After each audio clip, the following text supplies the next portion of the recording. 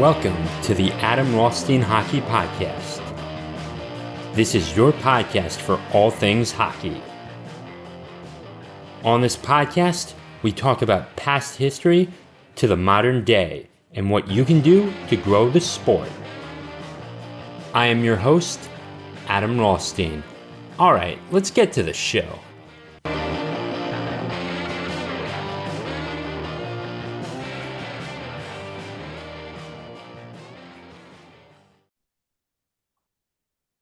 And welcome back to the Adam Rothstein Hockey Podcast, episode number 100. And with me today is Matt Stella. Matt, how are you doing? I'm good. Thanks for having me today, Adam. It's an honor to be on the 100th episode. This is great. 100 episodes, and man, this is what you do when you love a sport. Yeah, I And mean, congratulations on getting to 100. You should be very proud of yourself for being able to produce that many episodes. of course, and I've been at this for 1 year, so there's that. Okay, so the 2023-2024 season is soon to be upon us. So Patrick Kane, there are a bunch of teams that could take him right now. Oilers are an option. The Sabres have really been the team to talk about. The Rangers could still hold him, but he could also go through the Lincoln Tunnel and go play for the Devils. What do you think is going to happen, and where do you think he should go for the best chance at the Stanley Cup? That's a great question. So obviously we're talking about a top three American-born player in U.S. history. Yeah. So he's probably gonna have his pick of wherever he would like to go. I know I've seen some rumors that he's not really looking for teams right now. He's just kind of waiting to see, um, how the standings come, how his rehab goes, when he starts getting back on skating, because he did have that hip surgery in, I believe it was like June or something like that. So I think his number one thing is he's going to wait and kind of see how the standings shake out, because he's not going to see, for instance, say you know, we'll take one of the teams that you just mentioned, the Rangers. Say if they're, in second to last place when he's done that rehab and it's, middle of November, December time, it's like, oh, well, I don't really know if I want to go to that team. I think I'd rather, weigh my options, see how long-term IR gets used for some of these other teams. So I don't really know where he's going to go. I kind of see him maybe Buffalo if they're, projecting out to where they should be, one of those wild card teams possibly. Who knows with the Bruins in that division, because the Bruins losing Bergeron and Krejci. Maybe Buffalo kind of takes over that spot. Maybe there's another team. So I don't know. I think it's going to be really based off of where the standings are come the time that he's ready to come back. Yeah, I think it. Yeah, and I mean it'll take some time to get back too. Yeah. Personally, I would love to see him on the the Sabres and be that hometown kid, because it's been a while since we've really seen that hometown thing. In fact, I don't think I've actually been alive for that. I mean, there's been the Tim Hortons with the Maple Leafs, and I think Patrick Waugh's closest team was the Montreal Canadiens. His Mhm. boyhood team was the Canadiens, and then Richard, the Richard brothers, of course, but not really in the modern day. Do you really see it? So Yeah, I mean, there's definitely some instances in the NHL right now, where guys are playing for their hometown team. Um, I believe it's Matt Boldy out of Minnesota. He grew up a Minnesota boy. Um, I gotta fact check myself on that one. I can't be spewing out. BS on Yeah. on this Oh, pod. I Yeah, but but but going back to Patrick Kane, he he really is, um, a Chicago Blackhawks legend. And once you're done fact checking Let me that, you just let off me real know. quick. I stand corrected. He's from Massachusetts, so I thought Okay. there was something about him being from Minnesota, but nope, he's from Massachusetts. Uh, and and it's and teams are going to take different deals. Patrick Kane is looking for the moolah because he's a veteran. He's a three-time Stanley Cup champion, and he's earned the right to make some moolah. And Yeah, no, I agree with you. and and if he really does want a cup, I think he should go play with McDavid. And if he drops to the second or the third line, I think he'll just be I think he'll be thriving, you know, in that instance, being on the third line in Edmonton and just getting them their cup. So going into the 20, so continuing on with that point, the Oilers lost to the Golden Knights for the playoffs, a few months back, and I think the reason why we're not going to see the Vegas Golden Knights in the Cup next year is because McDavid and Draisaitl can figure him out, and especially if Kane's on the third line over there, it's hard to overcome that. And you cannot discount the LA Kings either, even without Jonathan Quick. Yeah, I mean, I think the LA Kings are going to be a good team. They've got a lot of depth scoring. They've got a lot of talent on that team. So I think they'll be pretty good. I also do see Vegas being another top contender. They lost a few people, but I think they're still going to be very good. They have majority of their defense coming back, and they have a lot of their. I mean, they have still their core group up front. So I could see them being another contender again. Yeah. And Mr. Contributor himself, Phil Kessel, is back again, eating dogs up in the press box.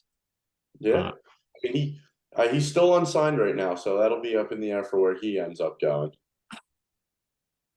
he could have continued the streak had he stayed in Arizona, because they can't afford to lose any player, Yeah, no, you're right with that. Yeah, he would definitely be playing a lot there.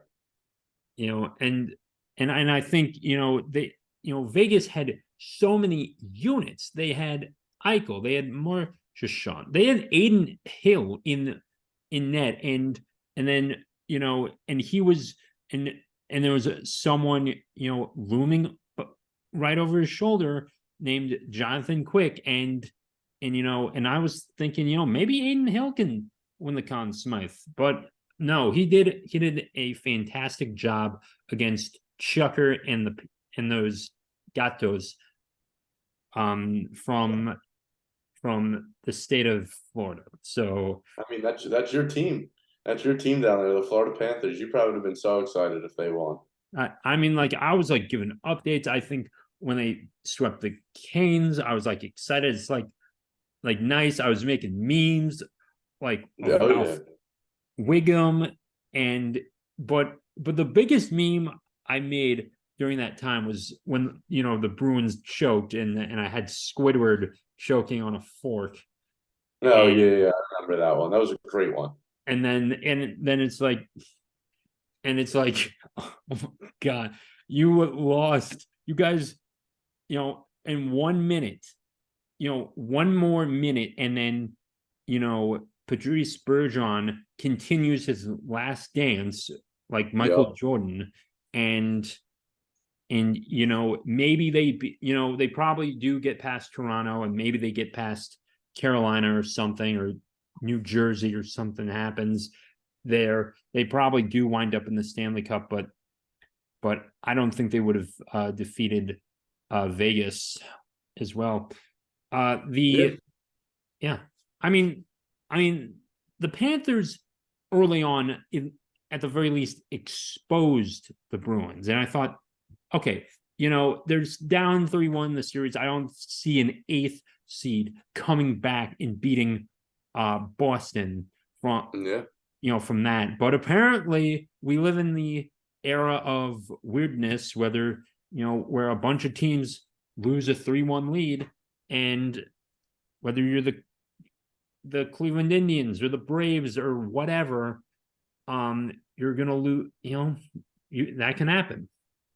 Yeah, I So, mean, they were the greatest regular season team in NHL history. So just kind of proves that and playoff hockey in the NHL is just a whole different beast. and, and it's definitely the hardest sport in the world too, which Oh, yeah, without a doubt. it's also why underdogs perform so well. Um, Hmm.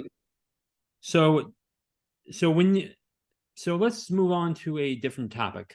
Uh, when you compare hockey to soccer, baseball, or anything, I mean, I mean, we train so very much differently than a soccer player or, a baseball player, basketball player, whatever, because we're on the ice. We have to move our feet a certain way. We've got to sprint for a minute and change each shift, and and we get like 3 minutes or so of rest time, depending on who's out there and how many whistles are blown out there. I think that uh most people are turned off by that. It's not like soccer or basketball, and maybe that's why some of the youth are not coming into the sport. But what do you think? Uh, oh, that's a loaded question there. No, I think what's really a kind of a hinder to growing the game of hockey is the price of it. I don't think it's the training or anything like that because if you're trying to get into it at 4, 5, 6, 7 years old, um, you're still developing. So like you go and pick up a basketball, you don't know what to do. You go throw hockey skates on, you still don't know what to do. Yes, it might take a little bit longer for you with your hand-eye coordination and being able to balance stuff like that. But I still think at a young age, it's pretty easy to pick up the game. But the issue is the financial means to get people into the game because ice time's not cheap. The equipment is not cheap. The ice times are not good. If you have two working parents and there's two kids in the family where mom and dad, one of them has to be up at 4:45 to get their kid to ice hockey, and it's tough on parents as well. So I think that's where the issue is of getting people into the game, compared to a sport like basketball or compared to a sport like baseball or football, where in basketball, you just need a ball and you can go to the local park and shoot on that net. Or you can, for baseball, you need cleats and a glove. And, most townships aren't as expensive, to join that sport compared to ice hockey. So I think that's where it's, becomes difficult for people, getting into the sport and growing that game from a young age. Of course, it is the price too. And then there's these junior Panthers stuff, and like mites leagues where you can like purchase everything for like $600-$700, which is a good deal. Got to Yeah. admit that there. And yeah, No, yeah, def I agree with that. The NHL is doing a lot to really open up and try to make it uh, more accessible to everybody. I know there's programs with the Flyers with almost every NHL team where, like you said, $500-$600, you get 10 ice sessions and you get outfitted head to toe in gear. Which if you do that on your own, not through that program, would be double, if not triple that price. yeah, the AAA teams are 6 grand, could be up to 6 grand for Yep. like, and it's like, how 6 grand, like, after the travel and the expenses and the equipment and stuff, and you got to be making at least in the six figures for that to even be possible too. Yeah, And yeah, I agree with that. most people aren't able to get that. Most households in America aren't up to that yet, and maybe it is a little cheaper up in Canada because there's just so much ice availability. They have to sell it, so maybe that's why it's a little cheaper up there as well.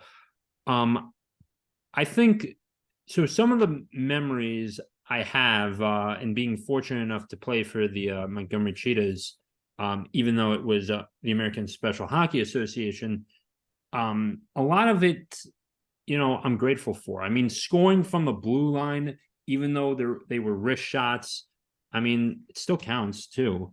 Hey, But goal goes in, and goal goes in. That's all that matters. goal goes in, goal. That's all that matters. And definitely, my first high school goal as well. I mean, you have these memories built for a long time. And Phil Esposito said this is the greatest fraternity of all time, essentially. Yep.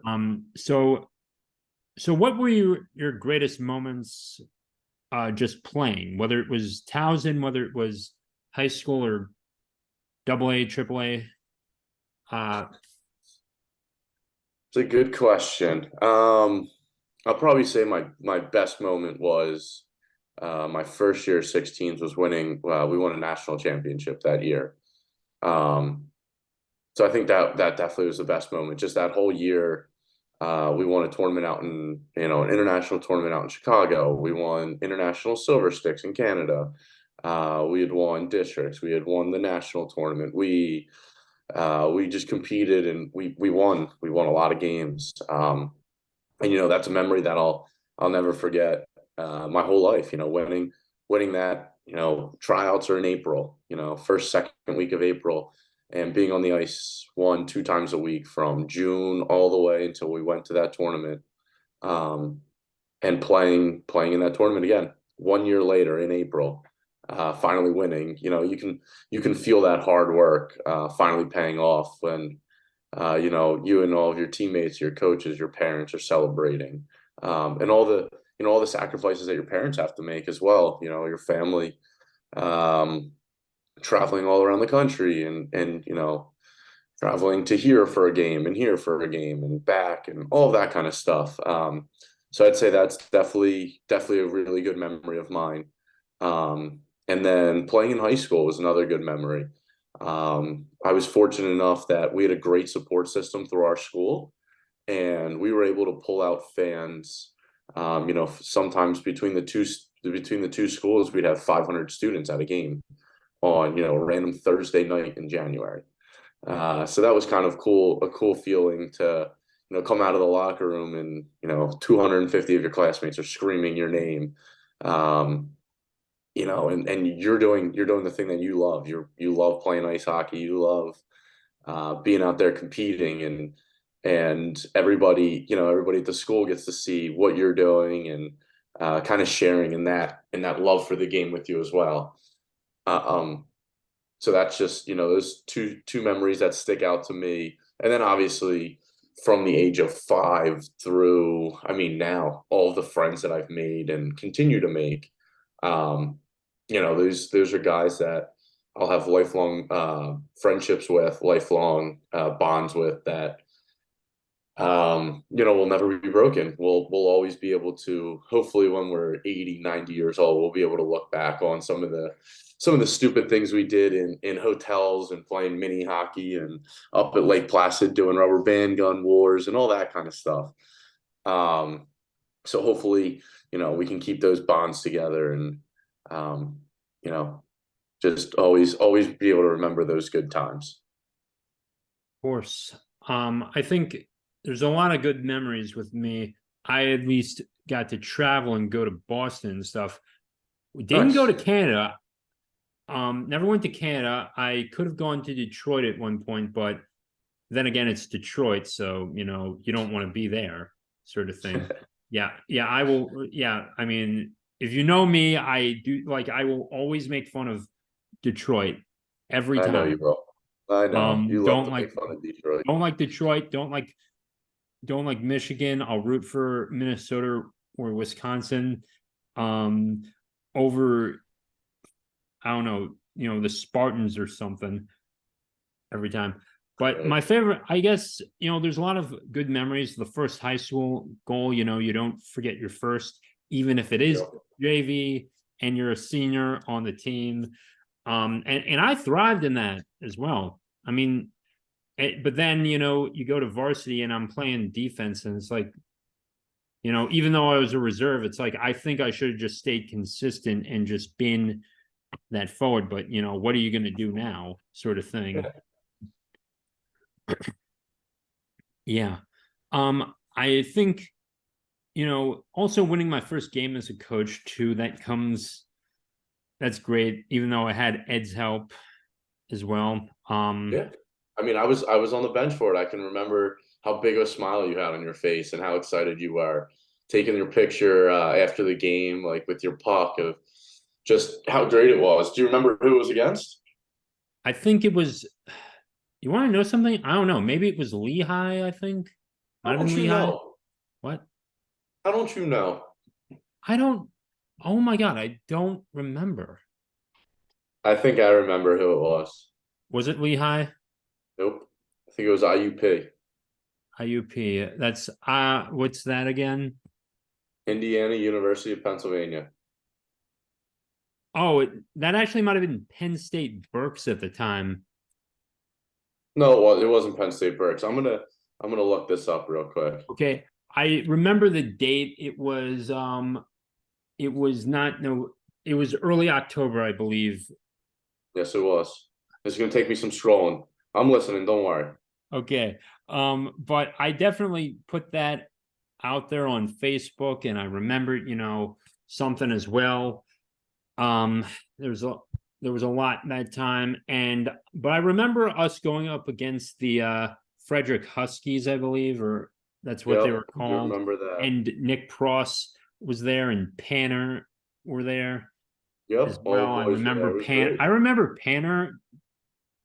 Um, I don't know why I remember him so well. Uh oh no, I remember why I remember him so well. His Oh yeah, that's right. His girlfriend was talking to Emily and they were hitting it off. That's right. Oh, that's why you Oh remember. yeah, that's why I remember him so much. Uh that's why I remember him so Oh, much. so we only thing on Facebook I see is they posted a happy birthday to you with the first goal, the first win puck, but they didn't say who it was. I I totally forgot. I mean, we could look at the schedules, but I think we'll just say IUP or we'll say Lehigh or Penn State Berks. And I can't believe, it's like, you just remember the win too. Yep, But exactly. It is was, it that was a but great win.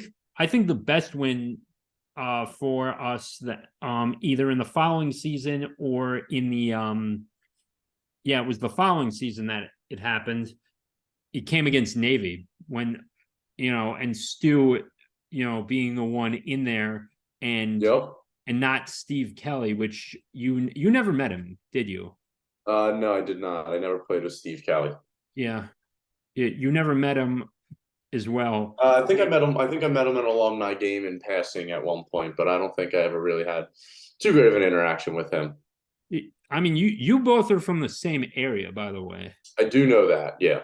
Okay, so there's that. You're both Philly natives essentially, Yep. um, as well. But yeah, there's that. Funny story. I was at the Verizon Center when I was 17 years old, and I'm looking at all the club teams. So it's like college hockey day, and Joe Beninati and Craig Laughlin, the announcers of the Washington Capitals, who are still there today, were answering questions. I got to ask Joe Beninati a question as well. And that was a wonderful day for me. And my teammates, Tony was also there. and it was just two Wildcats and then a bunch of others who played against us and the private school kids as well.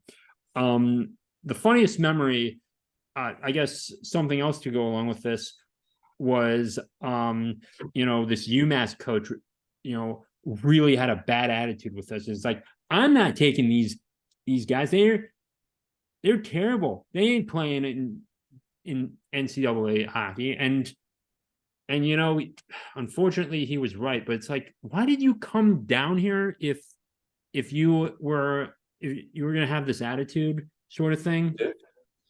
I mean, like, Yeah, maybe someone peed in his Wheaties that morning, just wasn't having a good day and brought that attitude out. good point.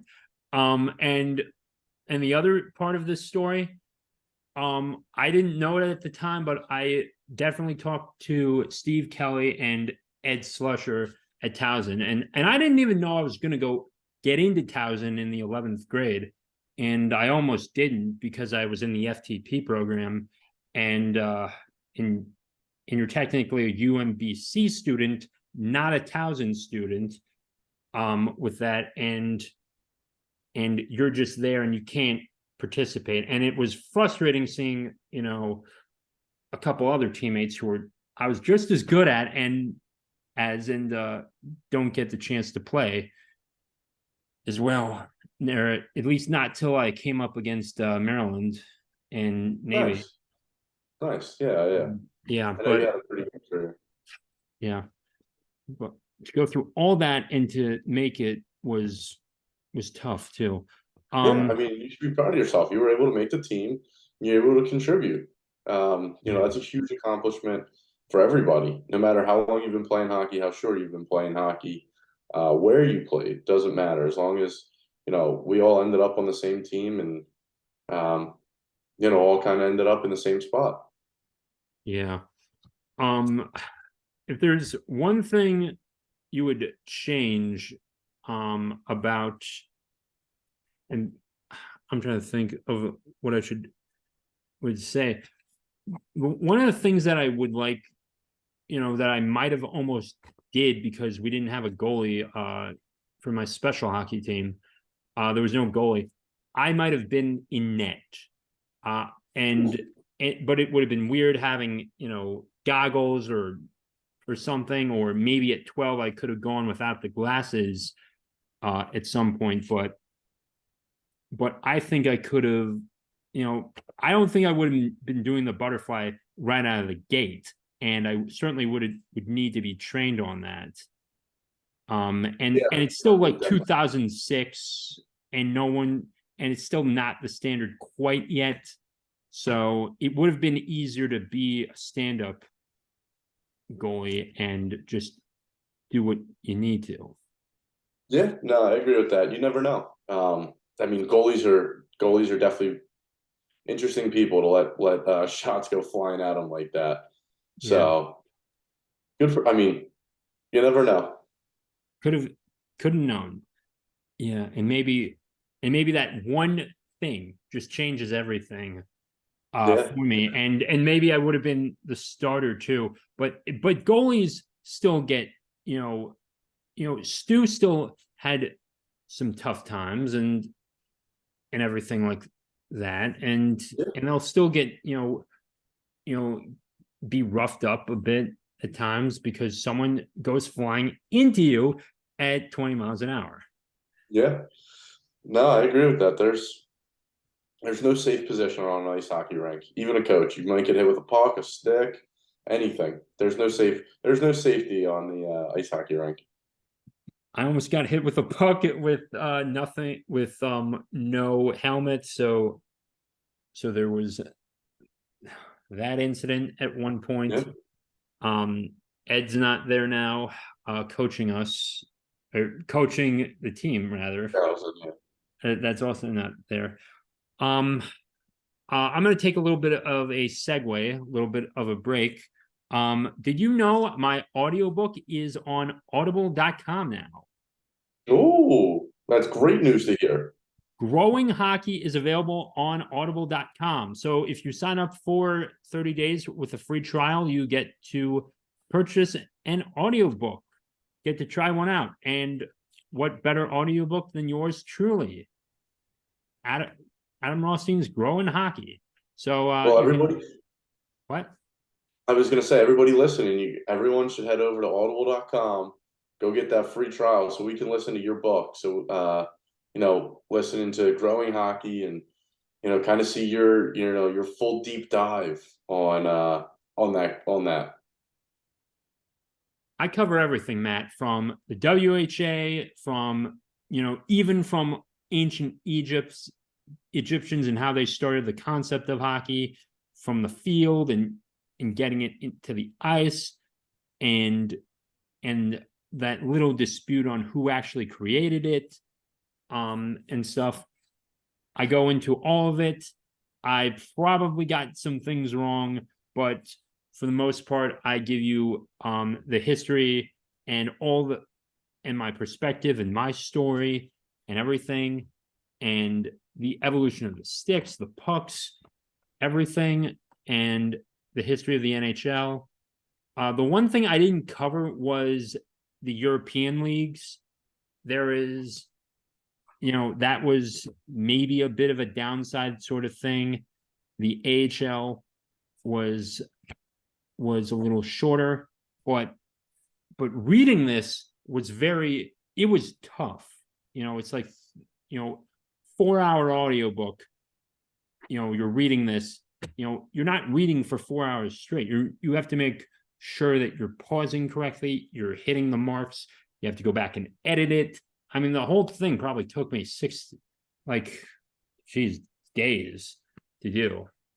I mean, hey, that's your craft, though. That's something you enjoy to do. It's something that you love to do, and something that you're working on. I know you've got a few other audio books slash other works similar to audiobooks and stuff like that. So I know it's something that you're passionate about, and I feel like that couple days of work isn't really work per se. It's an enjoyment. You love doing it, and when you sit down to read a chapter at night and depict it and give the listener kind of a great picture of that chapter, you probably love doing it. You probably get super excited, and I know you, and you dive right into it. Yeah, just like this episode. Exactly. Okay, so for everyone, there's going to be a link to the Audible audiobook in the description or show notes below. So go ahead and please check that out and sign up for rothsteina.substack.com. All right, I'm still trying to decide what to talk about next. I guess could talk about the Flyers, and maybe they'll actually get to the playoffs. Oh, they're not making playoffs. Okay. Don't count your blessings on that one. Yeah. Provorov is gone. Last I checked. Yeah. He's gone. Ivan Provorov got traded. Kevin Hayes got traded. So yeah. Do you like Tortorella? So I do like Tortorella. I think he's a good coach. I think that he drives home the game in the correct way. The tough thing is, I don't know if he is a great coach for a rebuild where they're at right now. I do know he's been working on the chemistry in the locker room and the culture and all that kind of stuff. And then again, teaching these guys to play the right way. So in that sense, yes, he's a great coach for that. But I think some of the head games that he'll play with players, when you need to instill confidence in a 21-year-old, and your coach goes out in the media and says some of the things that he says, and he's calling them bad and all these kind of things. I think that sometimes messes with a player's head, where instead of tearing them down, you want to be bringing them up, kind of confidence building. So I think that's where, in this early stage of a rebuild, it might not be the best, but I do love his style of hockey, and I do love, the game that he teaches the kids. and the players, and trying to develop younger talent. And he is good at it. He's won everywhere he's gone. So hopefully in the next 2-3 years, he'll be able to turn this ship around and get them into that winning way. Maybe it's just because I'm a Capitals fan, and he never coached the Capitals. He coached the Rangers and stuff, and he at least got to the Stanley Cup with some weirdo by the name of Mark Stahl and Henrik Lundqvist. But I think it's because he never got the ring, you know. Yeah. Doesn't he have one from Tampa? Wait, maybe all right, was he there in 2020 or 2021? No, I think 2004. Oh, God, jeez, and it's like you forget that year before the lockout, don't you? Jeez, maybe. Jeez, I'm gonna look Got it. so dumb if that's Again, the got to case. fact check.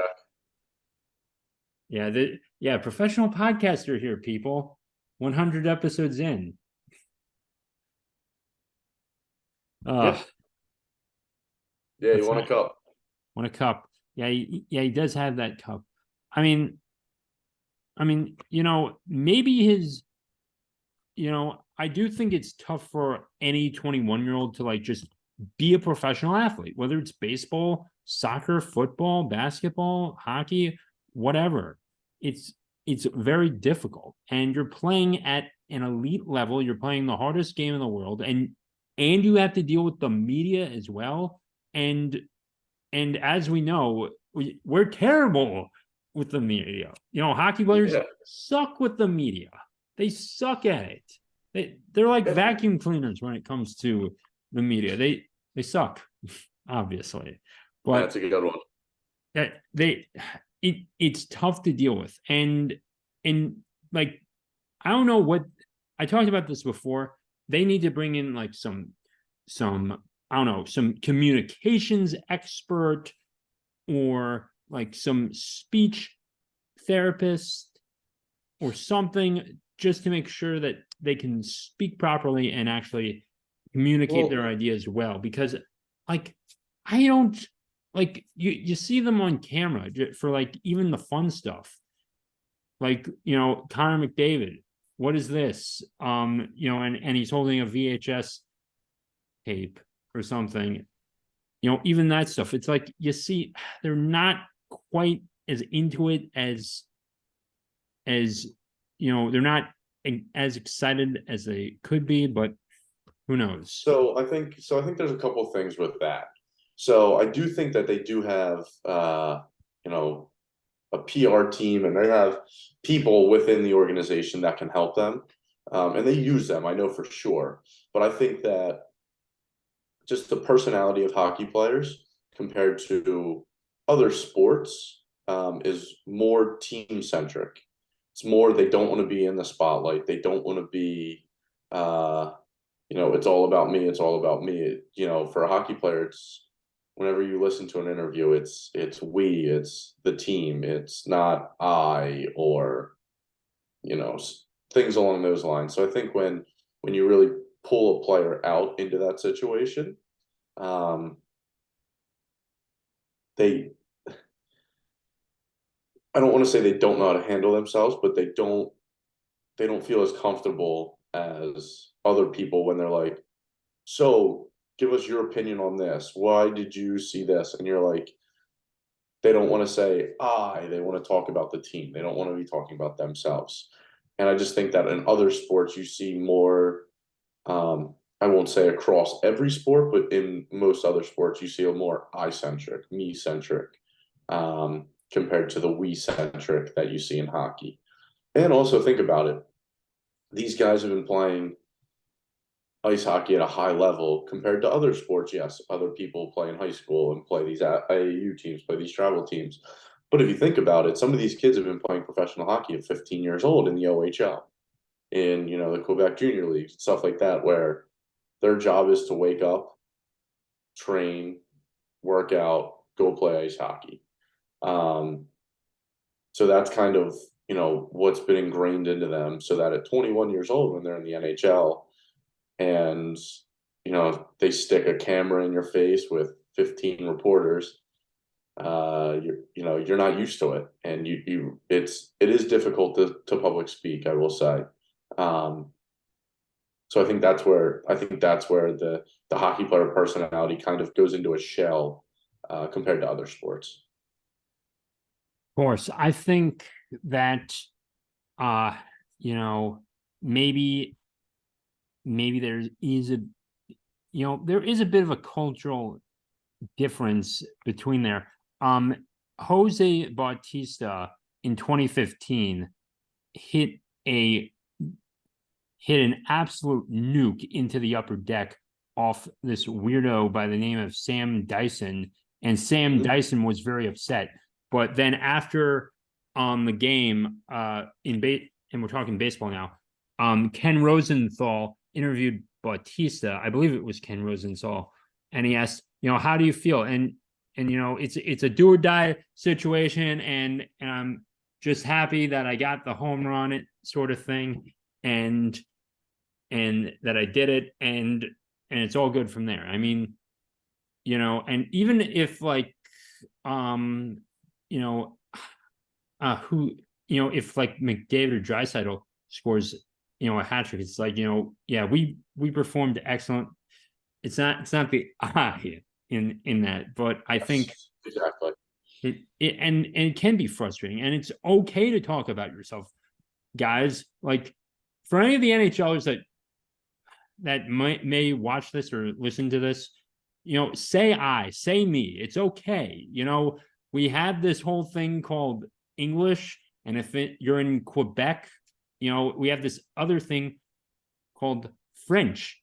You and when you score a goal, and when the announcer goes, I think that's how you say, and he scored in French. I think that's I don't know. I if I've seen enough Hockey Night in Canada, I think at that point, uh, uh, I might be mispronouncing something, or my accent is terrible, but I'm pretty sure that's like, he scored, or he scored a goal, in Yep. French, or at least French Canadian. But Yep. it's okay to talk about me and I, and I think that's the one thing that hockey players just need to be okay with. It's I don't think in, how hockey players are brought up, I don't think that'll ever happen. I think it's more about team and uh, we than I. I just don't think it'll ever come to McDavid saying, "Well, I had a hat trick tonight, but we lost. Too bad." It'll always come to, if McDavid had a hat trick and they lost, it'll say, "We need to be better. We need to do this." It's not. It'll never be an I, other than them taking blame. That's where I think, the hockey players will always. That's when the I comes out. When the goalie has a bad night, he'll be the first one to step up and say, "It was my fault. I did not play well." Um, and they won't throw anybody under the bus, because that's, again, team mentality out of the hockey guys. When I came up to Towson, and when I was interviewed, I did talk about myself a lot, and it was very easy for me because I wasn't brought up in the traditional hockey manner of like, no, you have to be respectful, you have to talk about the team, you have to be inclusive of the team, you can't just focus on yourself. Like those rules didn't apply to me. I was out the window, and there were no freaking press credentials. It was one woman interviewing me, and three other players. That was it. And it's okay that we say I in that Yeah, office. yeah. So it's okay there. Trying to think. Last concept. Stanley Cup predictions. Whoa, we're doing Stanley Cup predictions. What is it? August? What is it? Woo. It's August. Who do you want? Okay, fine, not predictions. All right, obviously you want to see the Flyers win, but I think, given the fact that you said they're not even making the playoffs, I'll write them off like that, for my taxes, and treat it Yeah. like taxes. I'll write them off. Okay. And I guess So who do you think is the most likely team or the team that you want to win out of the teams that played in the playoffs last go around? Who do you want to see win the Stanley Cup the most? um,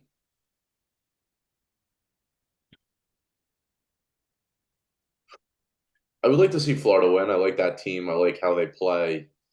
Carolina, love how they play. Like Rod Brindamore. I kind of like what they're building in Carolina. That would be probably my number one out of the East right now.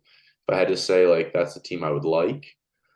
Um, Out of the West, LA, they're fun to watch. I mean, like I said earlier when we were talking, like LA will be good. You'll see Vegas back in it. You'll see Colorado in it. You'll see, um, probably Dallas again in there. So you'll see a lot of the same teams. Um, Edmonton will be in there because they have the two-headed monster. They've gotten a little bit more defense now. They need to shore up the goaltending. So if it was up to me, I would like to see the Oilers. Oilers versus Carolina. I think that would be rating wise. I don't know how great that would be, but I think that would be a great uh just like system wise, just the two different, completely different styles of hockey going against each other. We could have potentially had a Oilers and Maple Leafs Stanley Cup. We We assuming, could have. and then there was a weird controversial, goal call in Game 5, sort of thing to seal the deal, sort of thing. But the Maple Leafs weren't winning that. No, they were not. We're not winning that series, regardless of the outcome of Game 5. Um, and Coach Chippy, of course, made jokes, and Matthew, as it was a golf trip for them, essentially. That's why they Yep. went to Florida, Yeah. and that was pretty funny. But I think I do want to see the Oilers win out of everything. I think if McDavid is, I do not want to see McDavid become the next Marcel Dion or Draisaitl become the next Marcel Dion. I mean, Yeah. great, excellent player Marcel Dion was. I mean, 1,700 points in like less than in about 18, 19 years in the NHL. That's very difficult to do. And tying Gretzky for the scoring title, in Gretzky's first season was incredible. But the Oilers have a history of the Messiers, the Kevin Lowe's, the Fuhrs, Gretzky's, Messiers, the Tikkanens as well, and the Yari Kurz. Yep.